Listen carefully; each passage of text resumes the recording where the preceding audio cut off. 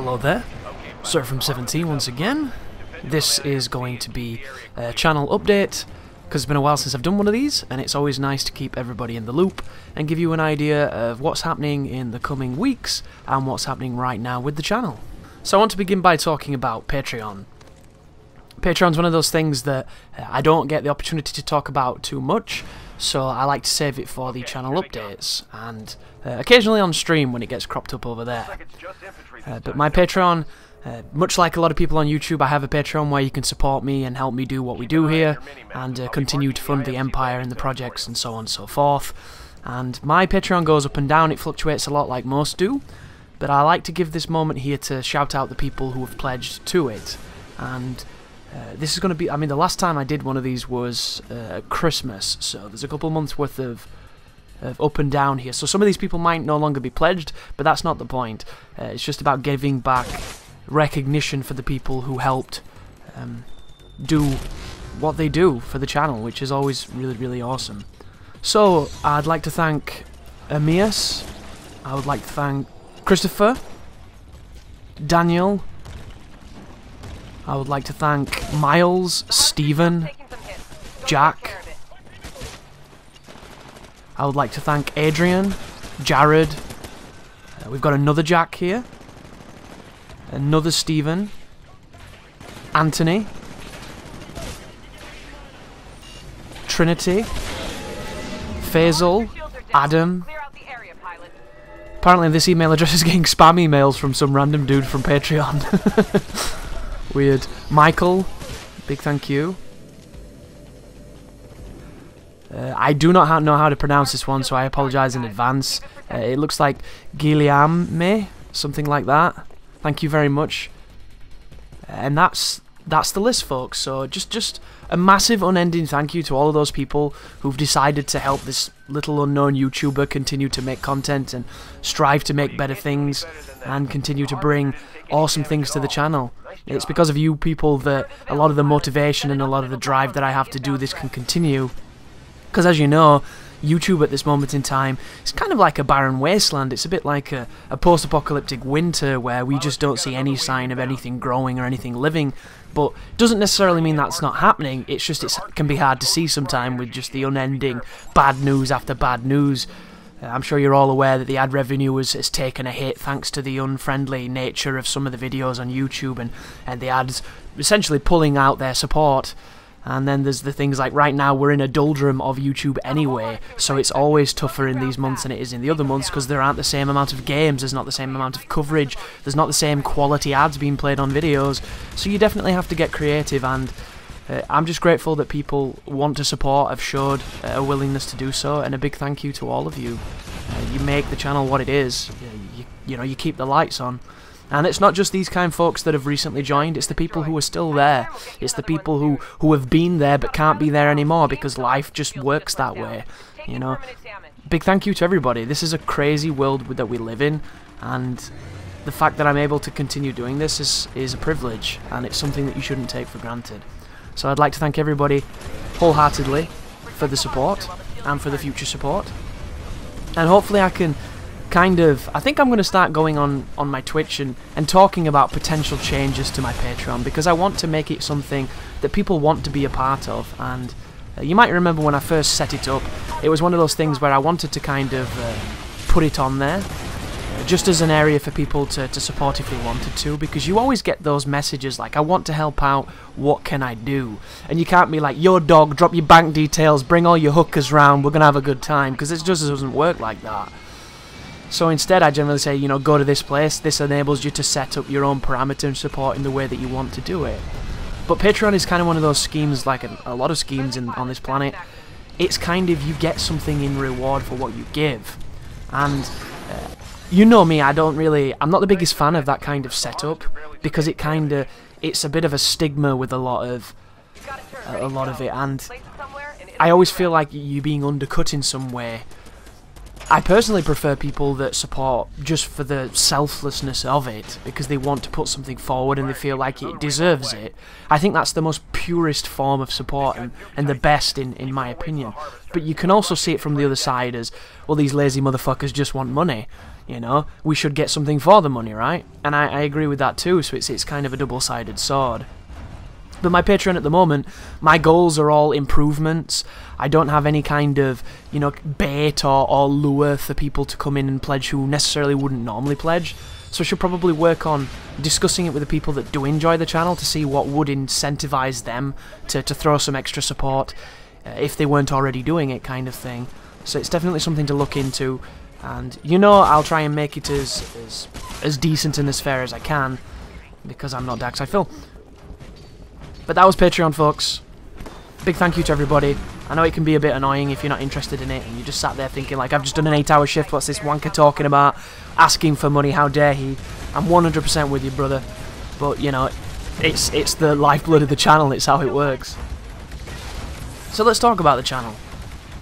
It's an interesting state at the moment. I have a couple of ongoing projects, but you're only really seeing one of them. You're only really seeing the Vanquish walkthrough because I was super stoked to make it, and it's a walkthrough that I have been requested to make for a long time.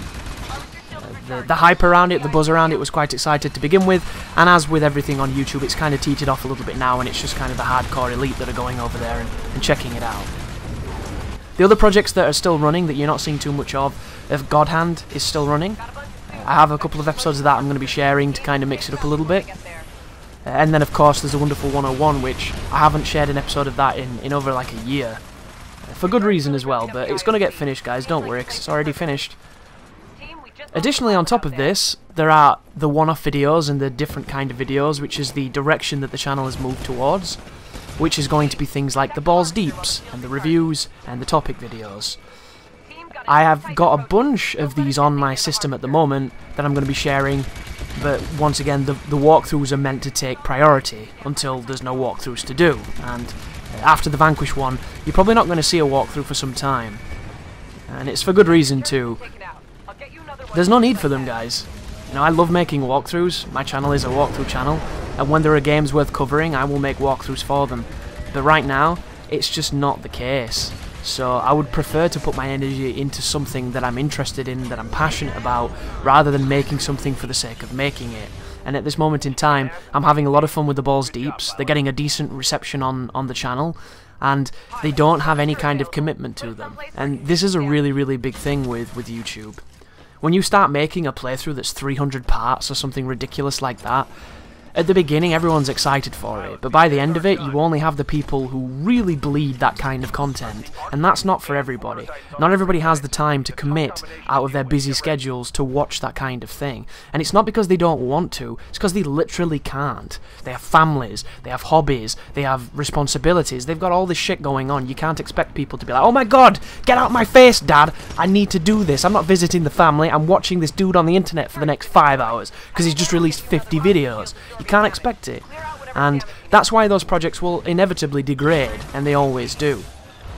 It doesn't mean there isn't a place for them, but you have to put them in a medium that's more easy to take in, and that's the great thing about the balls deeps. They're these wonderful tastes of what could be and what could happen on the channel and places where it could go without any of that commitment. So you watch them, it's a cool thing from your childhood, you get all nostalgic over it, you had a nice 20 to 40 minutes depending on how long the video was, and then it's done. There's no 5 extra episodes, even though you might want 5 extra episodes, but there isn't, and it kind of keeps you on that creative edge of wanting more but not necessarily getting it. So there's a bit of a tease, bit of an allure, and you might be introduced to something you've never even heard of. And it's such a freeing format for videos, and I think that's why they're easier to watch for a lot of people, because they don't have to set aside an incredible amount of time for them.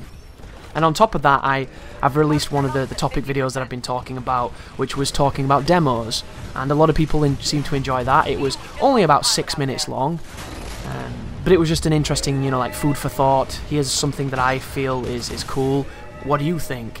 And I've written a bunch of scripts for a couple extra different ones of those, and I definitely want to focus on that kind of format, because once again, it's one of those things where anybody can watch it. You look at it and you think, well, what could this be? And because the discussions generally go for like a wide berth, they start maybe on something innocuous, and then they'll drift somewhere else, and then they'll come back, and then they'll wrap up, and by the end of it, it might have been a video exactly for you, even though normally you might not have clicked on it. Because that's another thing to bear in mind when it comes to things like the large formats, like your walkthroughs, like your playthroughs.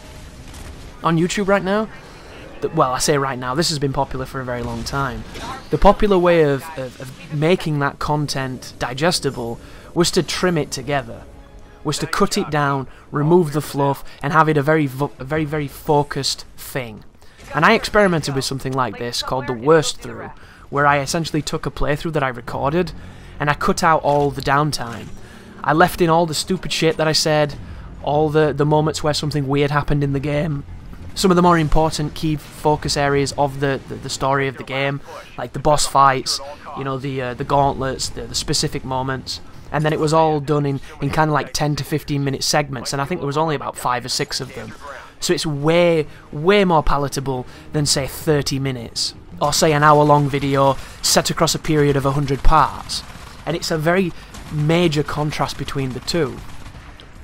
And that's what a lot of people do on YouTube. It's a lot of the fast cuts, it's a lot of the jumping around, it's a lot of the over-the-top, you know, editing with certain stressing of moments. Like they'll emphasize audio, and they'll emphasize, you know, a face cam moment where there's a certain reaction.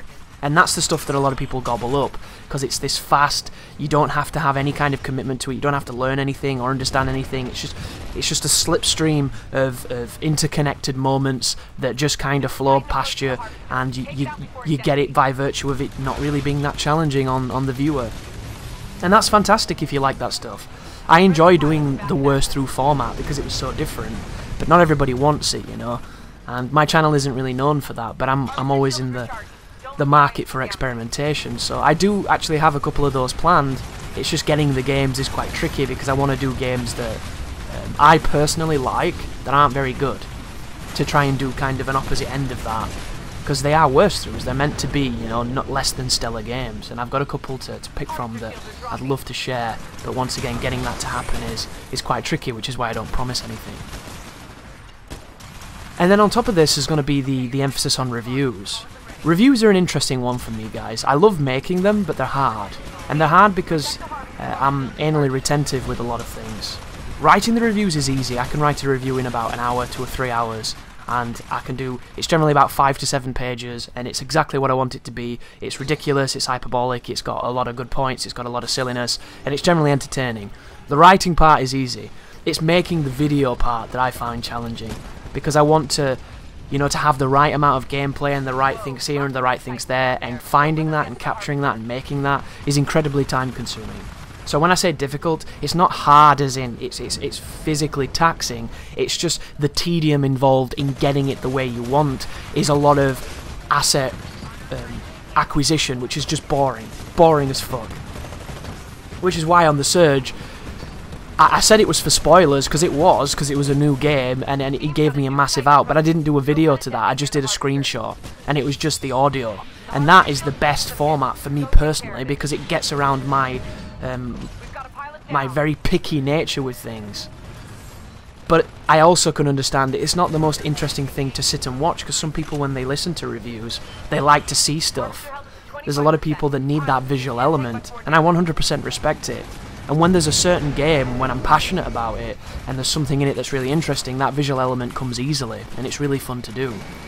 But when it's something that I'm not that passionate about, it doesn't come as easily to me, so it's one of those things where it's fun when you've got the footage, it's fun when you know how to use the footage, but when you don't, that's when that becomes a real challenge, I think.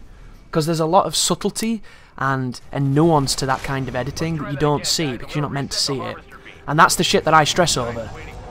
The transitions, the small things, the little details, the rhythm, the pacing, stuff like that. And there's no right answer with it either. It's 100% subjective. But what there are lessons, fundamental laws of editing, and you can listen to them, you can go against them, you can use them to creatively manipulate them, and all of that stuff is the stuff that nobody ever comments about because not a lot of people know about it. It's one of those things that you either know or you don't, because how would you learn it unless you went to university and were taught editing, or unless you take one of these online courses, or unless you read into it and you look deeper. But it's the subtlety that's difficult, you know, the devil's in the details, and that's the part that I find difficult. But Reviews are definitely going to be a focus because they're really fun to make and people seem to have really resonated with them. And once again, it's that one-stop shopping kind of mentality. You don't have to, you know, put down a mortgage and sit there for months till the end of the project because it's there, it's in front of you. And the main reason for this change and for this pursuit is because it's something that I believe only I can make. And I know that sounds kind of egotistical, which, you know, there's probably some of that in there. And I'm under no illusion that there's many channels doing this kind of thing anyway and doing it significantly better than I'll ever be able to do it. But I feel when it comes to something where every single aspect of the video is you, and you in a creative format, that it's very difficult for somebody else to emulate it. They can try poorly, but they'll never get what you've got. Whatever it is that's your particular breed, they can't really do that because that's you. And with me, it's generally ridiculous wordplay. Oftentimes, you know, talking about mechanics on a deeper level, or other times completely chastising something in a harsh but comical way. That is something that is uniquely mine. You don't see too many people doing it the way I do it. You see a lot of people doing it, but perhaps not the same flavour of mine.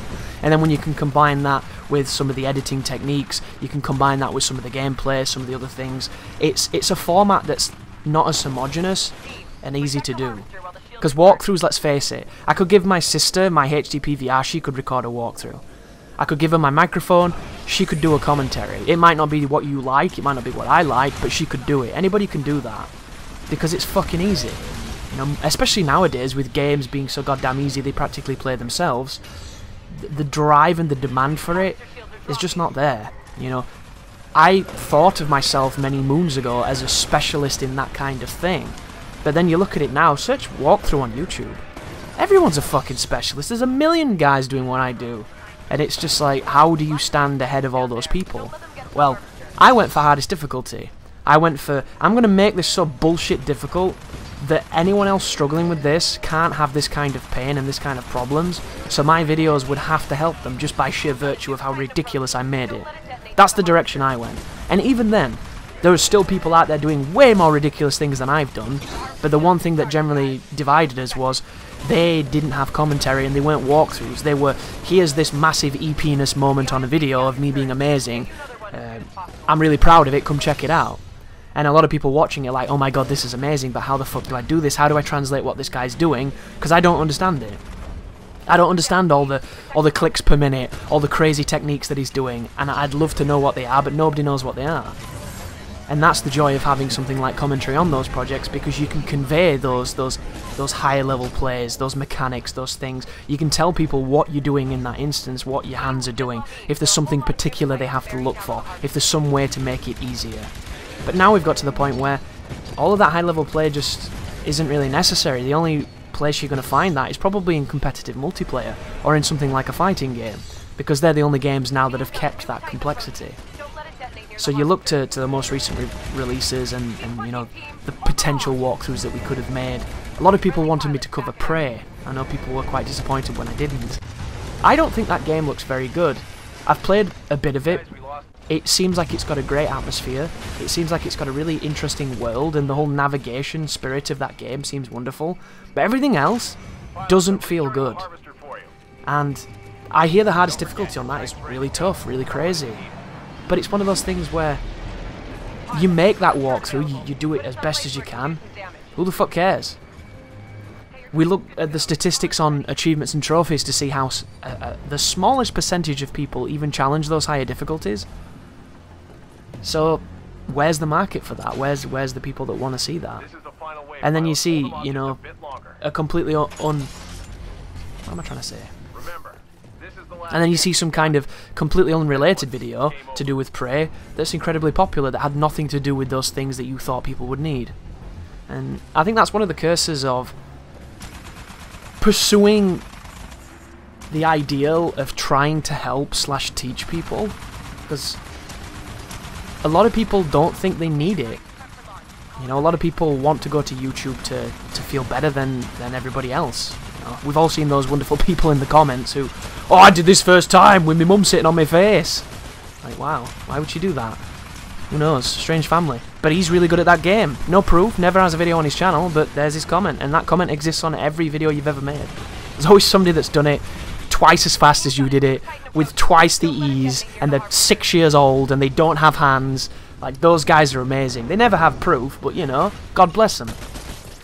And that's the weird thing. I think walkthroughs have definitely fallen off in a lot of ways, and it's not just because games are getting easier, and it's not just because all the best walkthrough makers are moving away from them. It's just this notion that games nowadays don't really make people strive to learn and better themselves, even though they have the capacity to do that. They want to make it so accessible so immediately that the depth is only really noticeable at the highest level of play. And everybody else just feels like they're amazing when they're kind of not. I would probably call it like the codification, if that's even a word, of video games. And it all goes back to COD 2, COD 4, if you ever played those back in the day. You could turn on those multiplayer modes, run into it on your first match and stomp people. Because it was very simple, it was very easy, point and shoot, they died, very high time to kill, very accurate weapons. If you had any experience on the sticks, you were better than 90% of the players, because everybody else just were, you know, playing casually for fun. I had that very experience, I'm sure you did too, where I put the M16 on and I went like 20 kills and 5 deaths, and I had that moment of feeling awesome, and I felt like, this is for me, I can do this. That doesn't exist too much now, because everything's that. So you don't feel it anymore. You don't feel that, oh my god, I could be good at this, because everybody's good at this. And instead of, you know, limiting it and moving it towards something so that it is more intensive on the player and it does take more skill, they've taken away what little skill there was in these welfare fucking streaks now, where everybody gets a kill streak, everybody gets these ridiculously overpowered things to help them get more kills. You know, the playing field is uneven, it's so damn even. It's kind of strange. And that's why I want to do something with the channel that I feel like only I can really do. And it's not limited to just those kind of projects, I've got many other things planned. One of the things I'm really interested in is the idea of incorporating you guys into a series. I want to do something where the Empire comes forward and we get to have some fun with it. And I did something similar a while back as kind of like a pilot, where I did the Seraphic Trial. But the only problem with the Seraphic Trials is they're really hard. You know, I didn't think it was that hard, but that's because I can't expect people to have the same measure of difficulty that I do, because my perspective is warped. So when I did that challenge, I expected a lot of people to be able to do it, and a lot of people did, because there's a lot of good guys out there, a lot of good players. But there's also a lot of players that wanted to do it, but it's just not in their level. You know, it was too much for them, and it sucks, because, you know, it sucks that everybody can't take part. But you know me, guys, I don't want everybody taking part. I don't want fucking medals for second place. I want you to go back and train for 10 years and come back and shit on us all. That's what I want. But once again, not about me, right? It's not about my expectations. It's about a communal thing. So the Seraphic Trials are definitely something I've thought a lot about bringing back for various things in various formats, because I like the idea of a badge of excellence. And I think it's a cool thing to strive for, and I know a lot of other people do too. But I want something that's perhaps a little bit more accessible while still being something interesting. And I'm not too sure what that's going to be. It's another one of those things where I'm going to be thinking about it at length, and probably talking to my live stream to see what they think. But one of the things I've been thinking about is this idea of, doesn't even matter what game it is, you do something you think is cool in a game, something that is impressive in a game, and you want to share that gameplay. It can be any game, it can be any measure of coolness. All you have to do is convince me that what you did is badass, that we should care. And then what I think I'm going to do is maybe get a bunch of them together in a video, and then shoutcast / commentate over it, and just kind of look into it. And I don't want to bait it like the fucking top 10s and top 5s and all that garbage, even though it is admittedly, you know, YouTube gold, because everybody likes that stuff. I just want it to be, you know, a bunch of impressive plays from a variety of games, and just an interesting perspective where I learn something, I see something cool, or it's just something really, really, really different. I think that could be a fun series, but it's all about, you know, does anybody want to watch that, or is it just me? Who knows? There is a vast majority of potential ideas that go nowhere because you never know how they're going to work. But on top of that, there is the focus on streaming. So I'm generally streaming day on, day off, day on, day off, to try and keep up with YouTube and what have you. But that's not necessarily the case. I don't have a set schedule yet.